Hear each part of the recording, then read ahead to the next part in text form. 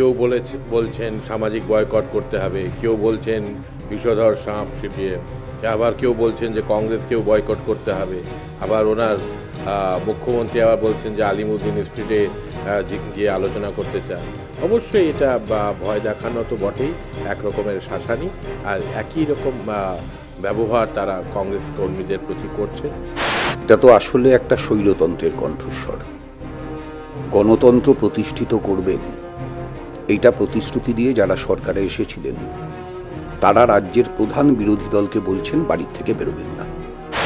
আজকে এইরকম একজন ভদ্রমহিলা, তিনি আবার আইন মন্ত্রী হয়েছেন, তারপর তিনি এক ল পাস করেছেন, তার মুখে সভ্যতা দেখলে শুনবেই তো আশা করেছিলাম।